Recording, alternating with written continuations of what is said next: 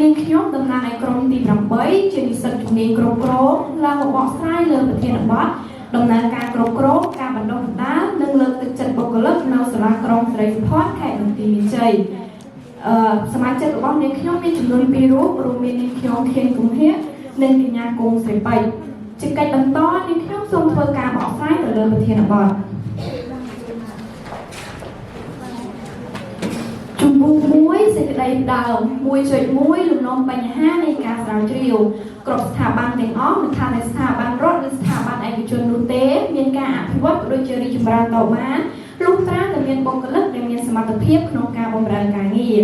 ដោយឡែកយើងក៏បានក្រឡេកមើលឃើញភាពរីកចម្រើននៃសាលាក្រុងស្រីសុផាតខេត្តបន្ទាយមានជ័យដែលបានលើកទឹកចិត្តក៏ដូចជាបណ្ដុះបណ្ដាលនិងពង្រឹងសមត្ថភាពបុគ្គលិកក្នុងការសម្រេចបានស្នាដៃជាច្រើនដើម្បីរៀបចំហេដ្ឋារចនាសម្ព័ន្ធបរិស្ថាន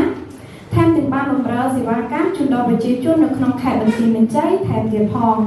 ដោយមើលឃើញពីភាពរីកចម្រើននៃសាលាក្រុងស្រីសុផាតខេត្តបន្ទាយមានជ័យទើបជំរុញទឹកចិត្តឲ្យក្រុមយើងខ្ញុំជ្រើសរើសប្រធានបទស្ដីពីដំណើរការគ្រប់គ្រងការបណ្ដុះបណ្ដាលនិងលើកទឹកចិត្តបុគ្គលិកនៅសាលាក្រុងស្រីសុផាតខេត្តបន្ទាយមានជ័យមកធ្វើការស្រាវជ្រាវ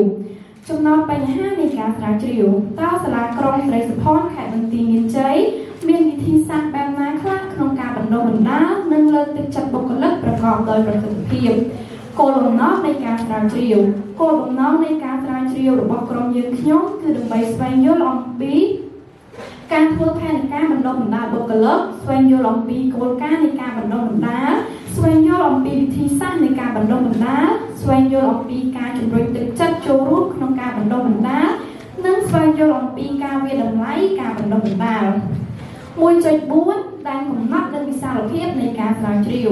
ដែនកំណត់នៃការស្រាវជ្រាវរបស់ក្រុមយើងខ្ញុំគឺពាក់ទងទៅនឹងព័ត៌មានក៏ដូចជាទិន្នន័យដែលពាក់ព័ន្ធទៅនឹងប្រធានបទដំណើរការគ្រប់គ្រងការបណ្ដុះបណ្ដាលនិងលើកទឹកចិត្តបុគ្គលិកនៅសាលាក្រុងស្រីសុផាតខេត្តបន្ទាយមានជ័យ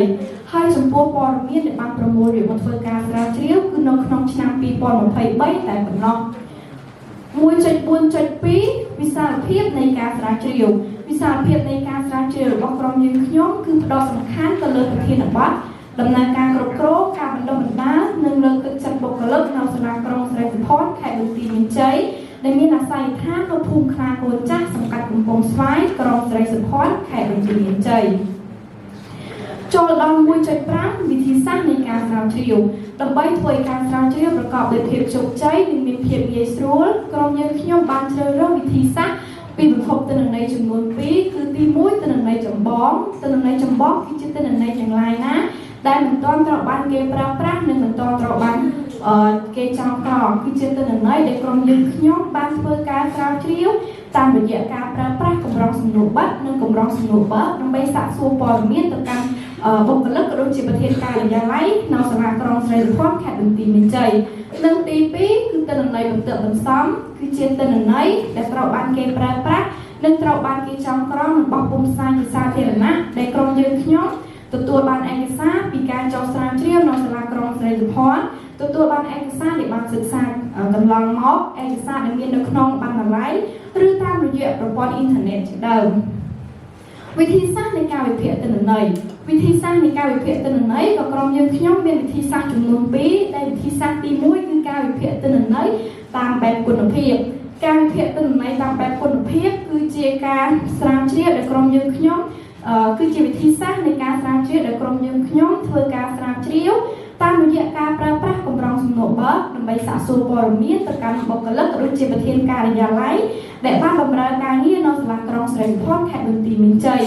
និងការវិភាគទិន្នន័យតាមបែបគុណភាពការវិភាគទិន្នន័យតាមបែបគុណភាពគឺជាវិធីសាស្ត្រនៃការស្រាវជ្រាវដែលក្រុមយើងខ្ញុំធ្វើការស្រាវជ្រាវតាមរយៈការប្រើប្រាស់កម្រងសំណួរបើកដើម្បីធ្វើការស្ទង់មតិដែលមានលក្ខណៈជាបុគ្គលនិងដើម្បីទទួលបានព័ត៌មានមកពីភាគលម្អិតហើយនឹងអត្ថន័យ logo ហើយនឹងអត្ថន័យគឺស្ត្រីកម្មកាយឈូកស្ត្រីកម្មកាយឈូកគឺតំណាងដល់ស្ត្រីដែលមានភាពក្លាហានមើងម៉ាត់ម៉ត់ចត់មានភាពស្រស់ស្អាតធម្មជាតិហើយចំណុចទី2គឺភ្នំស្វាយគឺតំណាងដល់បតិកភណ្ឌសំខាន់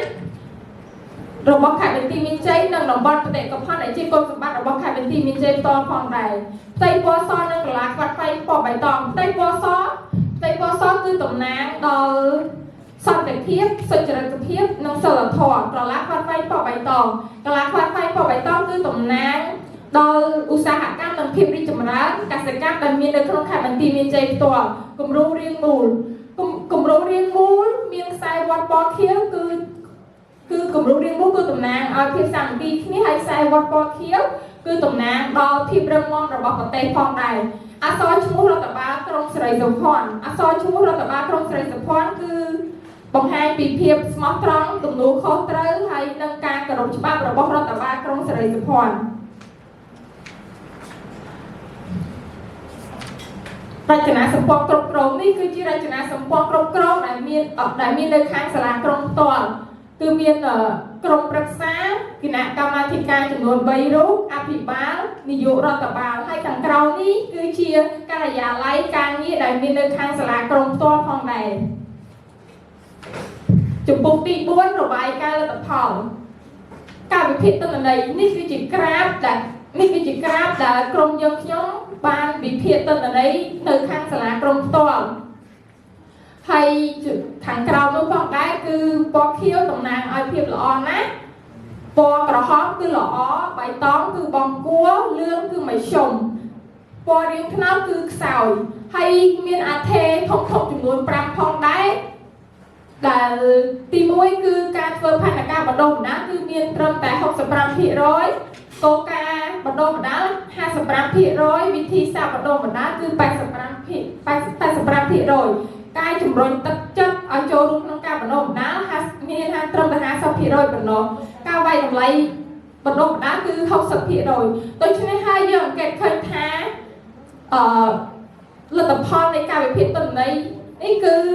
មានអថេដែលមានភាពល្អប្រសើរជាងគេគឺវិធីសាស្ត្របណ្ដុះបណ្ដាលគឺមានរហូតដល់ 85% និងអថេដែលនៅមានកម្រិតទាបជាងគេឬក៏សោយជាងគេនោះគឺការជំរុញទឹកចិត្តឲ្យចូលរួមក្នុងការបណ្ដុះបណ្ដាលគឺមានត្រឹមតែ 50% ប៉ុណ្ណោះចំណុច 4.2 ការបកស្រាយទិន្នន័យដូច្នេះហើយយើងអង្កេតឃើញថាអថេដែលមានភាពល្អប្រសើរជាងគេគឺអថេវិធីសាស្ត្រនៃការបណ្ដុះបណ្ដាលដែលខាងសាលាក្រុងនោះគាត់បានធ្វើល្អប្រសើរជាងគេដែលគាត់បានបណ្ដុះបណ្ដាលបុគ្គលិកហ្នឹងមិនត្រឹមតែនៅក្នុងស្ថាប័នផ្ទាល់ទេគឺគាត់បានបញ្ជូនបុគ្គលិកហ្នឹងទៅធ្វើការបណ្ដុះបណ្ដាលនៅខាងក្រៅស្ថាប័នផងដែរដើម្បីឲ្យបុគ្គលិកហ្នឹងទទួលបាននូវចំណេះដឹងជំនាញថ្មីនិងបទពិសោធន៍ដើម្បីយកមកអនុវត្តក្នុងការធ្វើការងារជាប្រចាំរបស់គាត់ហ្នឹងដើម្បីឲ្យការងាររបស់គាត់ហ្នឹងមានការរីកចម្រើនលូតលាស់ទៅមុខផងដែរហើយយើងក៏អង្កេតឃើញផងដែរថាអថេដែលនៅមានកម្រិតខ្សោយឬក៏ទាបជាងគេហ្នឹងគឺការលើកទឹកចិត្តបុគ្គលិកហ្នឹងឲ្យចូលរួមក្នុងការបណ្ដុះបណ្ដាលគឺនៅមានភាពខ្សោយមិនសូវមានភាពទូលំទូលាយដែលធ្វើឲ្យបុគ្គលិកហ្នឹងមានចំណាប់អារម្មណ៍ឬក៏មានភាពតាក់ទាញឲ្យគាត់មកចូលរួមក្នុងការបណ្ដុះបណ្ដាលនៅឡើយទេគឺអថេដែលមានការលើកទឹកគឺមានភាគរយទាបជាងគេហើយចំណុច 5.1 សេចក្តីសន្និដ្ឋានដូច្នេះហើយក្រុមយើងខ្ញុំអាចសន្និដ្ឋានបានថានៅសាលាក្រុងស្រីសុភ័ណ្ឌហ្នឹងគឺគាត់ពិតជាមានវិធីសាស្ត្រនៃការបណ្ដុះបណ្ដាលបានល្អហើយនឹងលើកទឹកចិត្តដល់បុគ្គលិកផងដែរការវិធីសាស្ត្រនៃការបណ្ដុះបណ្ដាលរបស់សាលាក្រុងស្រីសុភ័ណ្ឌហ្នឹងគឺមានភាពល្អប្រសើរច្រើនគាត់មានវិធីសាស្ត្រជាច្រើនដើម្បីឲ្យបុគ្គលិកហ្នឹងគាត់មានធ្វើឲ្យបុគ្គលិកហ្នឹងគាត់ទទួលបាននូវចំណេះដឹងបទពិសោធន៍ថ្មីៗផងដែរបន្ទាប់ពីគាត់ទទួលបានការបណ្ដុះបណ្ដាលហើយដូច្នេះហើយប៉ុន្តែយ៉ាងហោចណាស់ក៏ដោយសាលាក្រុងក៏នៅមានចំណុចខ្វះខាតមួយចំនួនផងដែរដូច្នេះហើយក្រុមយើងខ្ញុំសូមផ្ដល់អនុសាសន៍ដូចតទៅ 5.2 អនុសាសន៍សាលាក្រុងគួរតែបន្ថែមទៅលើការបណ្ដុះបណ្ដាលរបស់បុគ្គលិកតាមផ្នែកនីមួយៗផងដែរដែលមាននៅខាងសាលាក្រុងផ្ទាល់ហើយសាលាក្រុងមានចំណុចធំមួយទៀតគឺគួរតែរៀបចំកញ្ចប់ថវិកាឲ្យបានគ្រប់គ្រាន់សម្រាប់ក្នុងការធ្វើការបណ្ដុះបណ្ដាលជូនទៅដល់បុគ្គលិកផងដែរក្នុងការធ្វើការបណ្ដុះបណ្ដាលគឺយើងត្រូវមានកញ្ចប់ថវិកាបានគ្រប់គ្រាន់ឧបករណ៍ឬក៏ឯកសារអីឲ្យបានគ្រប់គ្រាន់សម្រាប់ធ្វើឲ្យបុគ្គលិកនឹងក៏ងាយស្រួលក្នុងការទទួលបានការបណ្ដុះបណ្ដាលផងដែរ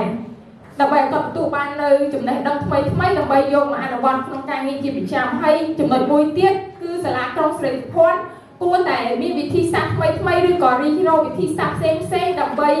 ឲ្យបុគ្គលិកហ្នឹងគាត់មានចំណាប់អារម្មណ៍មានការពេញចិត្តដើម្បីមកចូលរួមក្នុងការបណ្ដុះបណ្ដាល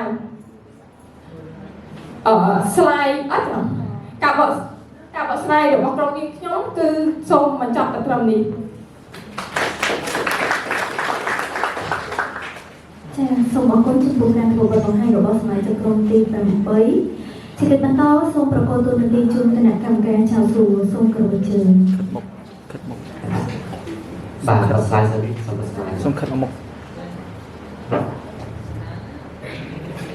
បាទអរគុណណាស់បាទតាមភាពក្លាហានបាទអត់ណាអត់កម្មគ្រាឥឡូវមកដល់ចូលសំណួរនេះខ្ញុំចង់សួរតិចទៅនឹងចុះការសាស្ត្ររបស់យើងហើយបានយើងយកអាឆ្នាំ2024មកយក2023វិញខ្ញុំចង់សួរតិចមើលព្រោះសាស្ត្រយើងយកឆ្នាំ2023ចុះអា24អាឆ្នាំមុនដែលយើងចុះសាស្ត្រយើងនឹងយើងចូលហើយអរគុណសម្រាប់លោកគ្រូដោយសារតែខាងក្រុមយើងខ្ញុំបានសួរទៅខាងសាលាក្រុងដែរប៉ុន្តែដល់ពេលទៅគាត់ខាងគាត់បានឆ្លើយថាគាត់អត់បានរៀបចំឯកសារនឹងឲ្យទេបាទអត់អីទេព្រោះនេះគាត់ចង់សួរប៉ុណ្ណឹងទេណាបាទធម្មតាវាមួយឆ្នាំទៅមួយឆ្នាំវាប្រសាសន៍នៃការងារខុសៗគ្នាតែយើងយកអាស្រីចាស់ពេលទៅអាចំណុចនៃការដំណើរការកាត់ផ្ទុកខុសដែរអញ្ចឹងណាខ្ញុំចង់សួរប៉ុណ្ណឹងទេឥឡូវតាមគំនិតក្នុងក្រុមរបស់យើងវិញដោយសារយើងផ្ដោតធ្វើខើខ្លាំងទៅលើការបណ្ដុះបណ្ដាលឥឡូវតាមពីយើងរៀនឆ្នាំទី1ឆ្នាំទី4ណាដែលយើងរៀនចប់លោកពុំបញ្ញាបត្រហើយឥឡូវតាមគំនិតរបស់យើងគឺថាតើដើម្បីបណ្ដុះបណ្ដាលនេះឲ្យចំគោលដៅឲ្យបានជោគជ័យយើងធ្វើមិនខ្លះតាមក្រុមរបស់យើងវិញ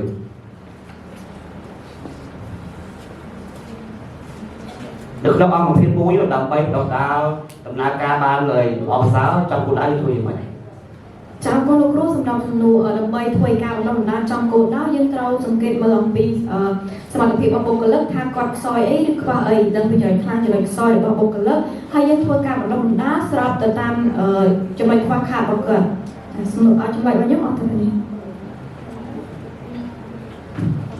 ដើម្បីធ្វើការបណ្ដុះបណ្ដាលដល់បុគ្គលិកឲ្យចំគោលដៅយើងមើលទៅលើសមត្ថភាពគាត់ដោយក្រុមរបស់ដៃគូរបស់ក្រុមយើងបានឆ្លើយវិញប៉ុន្តែផ្ទុយពីនោះទៅថែមទៀតគឺដើម្បីបណ្ដុះបណ្ដាលបុគ្គលិកឲ្យបានល្អគឺយើងត្រូវរៀបចំបញ្ចប់ថវិកាដើម្បីធ្វើការបណ្ដុះបណ្ដាលផងដែរឧបករណ៍របស់ដើម្បីសម្រាប់ឬក៏ឯកសារដើម្បីបណ្ដុះបណ្ដាលដល់គាត់ហ្នឹងគឺដូចសម័យឥឡូវយើងមានទាំងឯកសារហើយនឹងមាននៅ slide ដើម្បីទៅបណ្ដុះបណ្ដាលរបស់គាត់ដើម្បីធ្វើការបណ្ដុះបណ្ដាលជូនគាត់ផងដែរពីនេះណាបានពីទេចុះទៅដំណើរការមកដែរដំណើរការនៃការដុសដាលធ្វើម៉េចព្រោះនៅក្នុងអង្គភាពមួយជំនាញខុសៗគ្នានិងសមត្ថភាពខុសៗគ្នាឥឡូវយើងដឹងពីជំនាញដឹងពីសមត្ថភាពបុគ្គលិកអសកម្មច្រើនណាស់អញ្ចឹងណាតាមផ្នែកមួយអញ្ចឹងដើម្បីដំណើរការបណ្ដុះដាលរួមហើយយើងធ្វើយ៉ាងម៉េច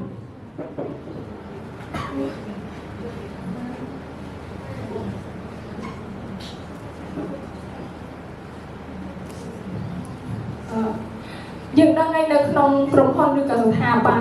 មួយគឺមិនមែនមានតែមួយផ្នែកទេគឺមានច្រើនផ្នែកអញ្ចឹងបើសិនជាដោយលោកគ្រូបានសួរមិញយើងអាចជាថាបណ្ដុះបណ្ដាលគាត់តាមផ្នែកនីមួយៗអញ្ចឹងពេលខ្លះចំណុចខ្វះខាតរបស់បបោគាត់រួមយើងយកគាត់មកបណ្ដុះបណ្ដាលរួមតែបើការងារតាមផ្នែកគាត់នីមួយៗគឺយើងបណ្ដុះបណ្ដាលតាមផ្នែកដូចខាងរដ្ឋបាលផ្នែកផ្សេង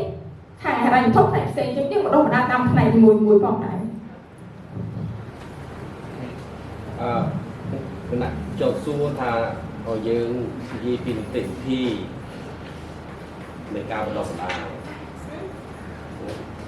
នីតិវិធីយ៉ាងម៉េចមុននឹងយើងបណ្ដុះបណ្ដាលធ្វើម៉េចដល់ពេលជំនួសរបស់គណៈកម្មការចោទសួរគឺចង់បានចំណុចមួយចំនួនដែរ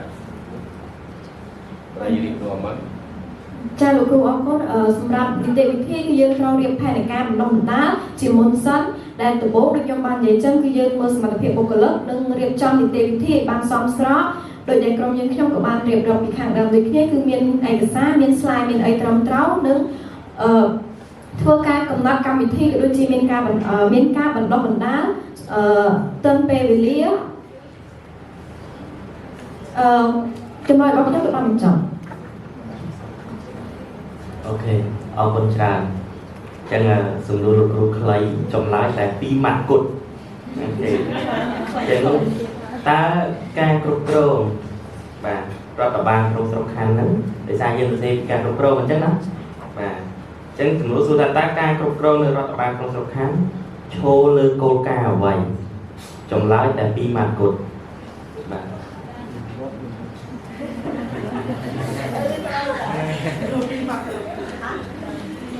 thêm tần lớp không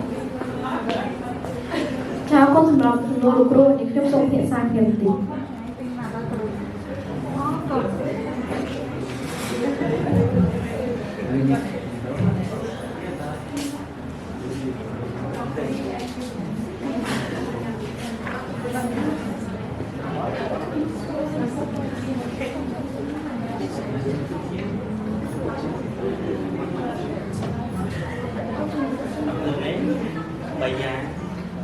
bây giờ nó ra đó thì này viên là để sai được nặng u cà tê sần ná cà tê lạt mặt lắm của nó sẽ tơ là các bạn